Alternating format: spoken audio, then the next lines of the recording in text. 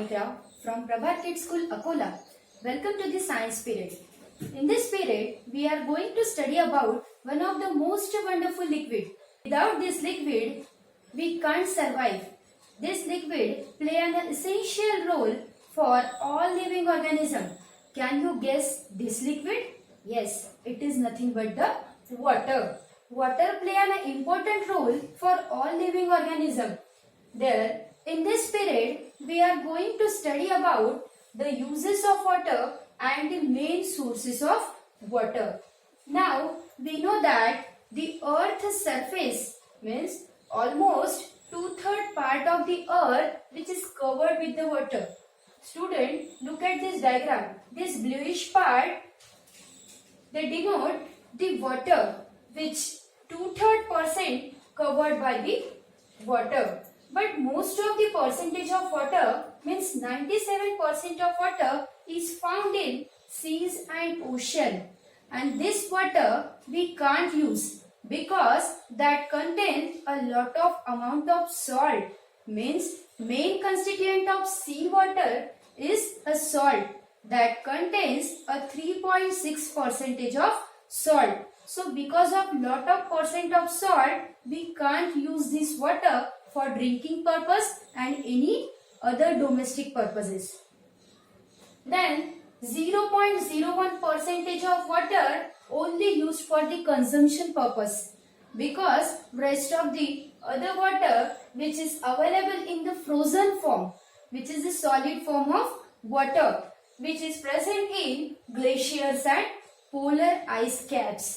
Now, some percentage of water which seeps through the soil and used as a underground water. Dear student, if we say that we have to survive without water for 1 or 2 days, is it possible?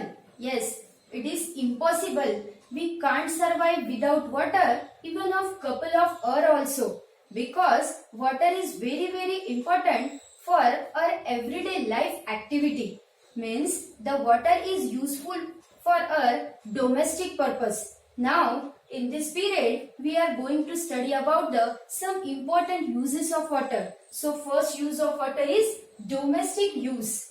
In our everyday life, bathing, we have to clean the utensils, or we have to wash our fruits, vegetables, or we have to clean our clothes, need of water. Means water play the very important role in our everyday life. Then rather than domestic purpose, water play the crucial role in agriculture also. Means we know that each and every crops need a water, because of all other plants and crops need water for their growth and development. So water play an important role in agriculture also.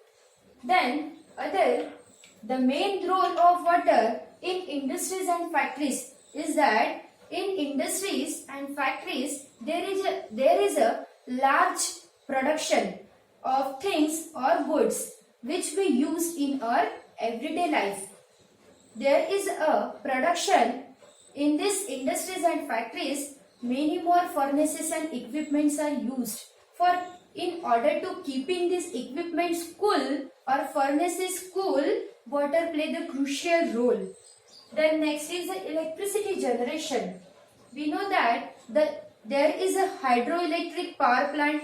In this power plant, there is a electricity generation is possible because of only and only water. So this is the main and important use of water. Another is water provides the medium for the transportation. So what is transportation? Transportation means to carry things or goods or the people from one place to the another place. So this water provides one of the medium for transportation of goods or people through the ships or boat. Now the recreational sports. Water is one of the medium for creating or providing the recreational sports. What is recreational sports? Recreational sports just like a swimming, boating, skiing, or a diving also. Rather than the uses of water, water play an important role for living organism. Means the water play a essential role for all living beings. That why means the water is a very essential for all life processes. The human body contains a 70% of water. What is the role of this water? It acts as a good solvent. Means the food which we eat that contains a some amount of nutrients and salt. If this water mixed with this nutrient and salt, our body easily absorb it. So it acts as a good solvent. Now next, water is a useful or it helps to dissolve a waste materials. The water they throw out means they dissolve the waste material and expelled out through the body in the form of urine. So this is the second most important role of water in human body. Now another, it maintains the body temperature. Means by using water, the body regulates a body temperature. Means in the form of sweating. Next is the water play an important role in plant also. There is a germination of seeds. Without water, the plants does not grow or they can't survive. Means there is a germination of seeds is totally depends on the water. Next is the photosynthesis process. Plant prepare their own food material with the use of water and any other constituents. So water play important role in the photosynthesis process. Means using the water, plant prepare their own food material. Next is the medium for transport. So what is the medium for transport? We all know that plant containing the two different kinds of conducting tissues. Means that using the conducting tissues or water provides the medium to conduct the essential nutrients, food and water to the plants.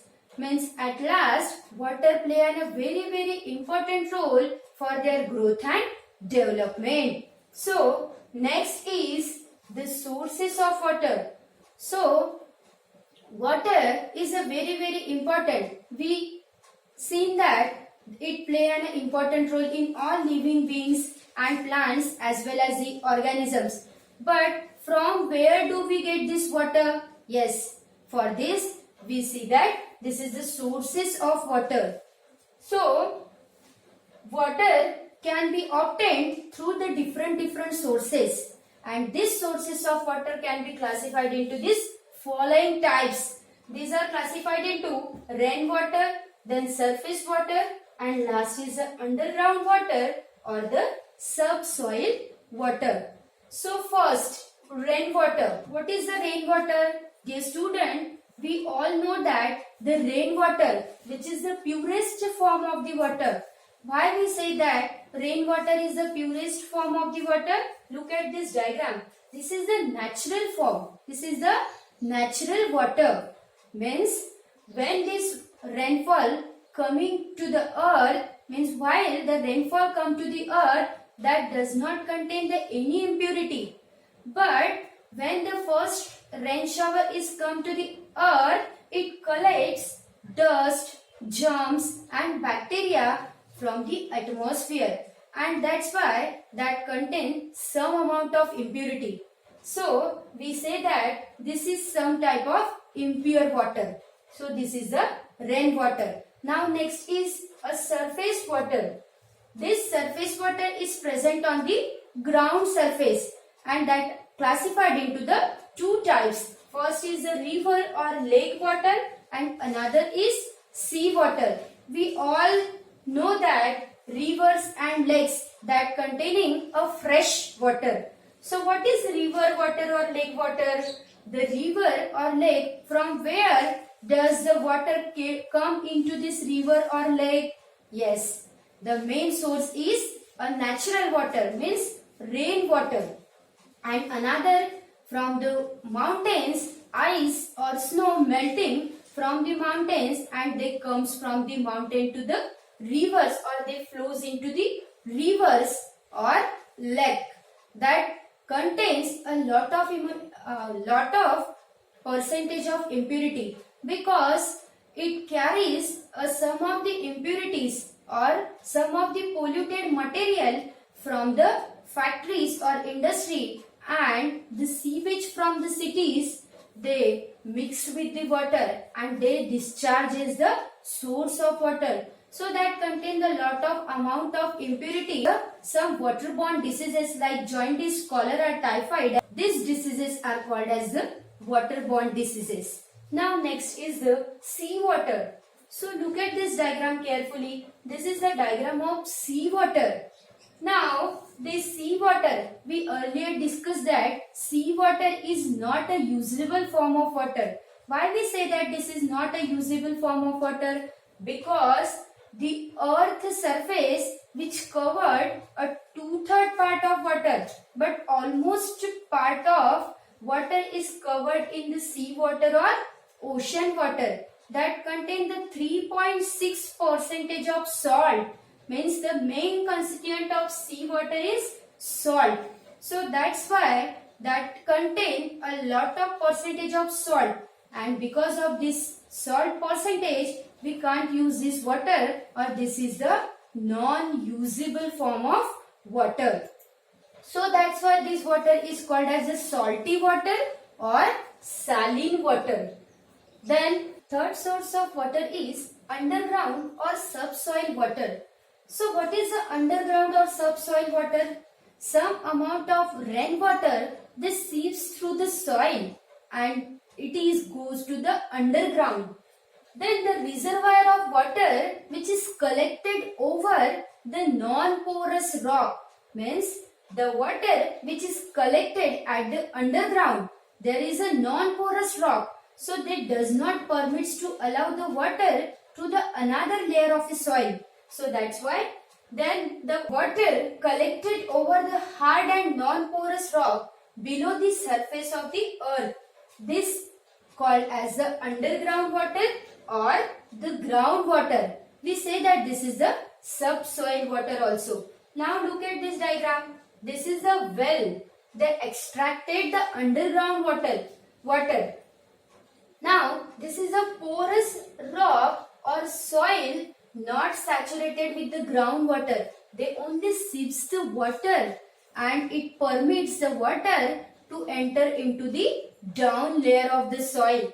Now this water goes down to this porous rock that's saturated with the groundwater. This porous rock, they absorb the water and saturate it and make the some amount of water. Means we say that this is a reservoir, collection of water into the some porous rock. Then this porous rock also allows to enter this water into the another layer of soil, and this is the impermeable rock or non-porous rock, means the water does not enters into this non-porous rock because it does not containing any medium or any pores. So how this water is entering into the non-porous rock? So this non-porous rock collected the water at that same impermeable rock and they make their reservoir. This reservoir is called as the water table level. Then this water is extracted or pumped out through the hand pump, tube well or the well. We know that in our houses the water is extracted from the wells or hand pumps. This underground water is used for household, agricultural and industrial purposes also. Thank you and have a nice day. Stay home, stay safe.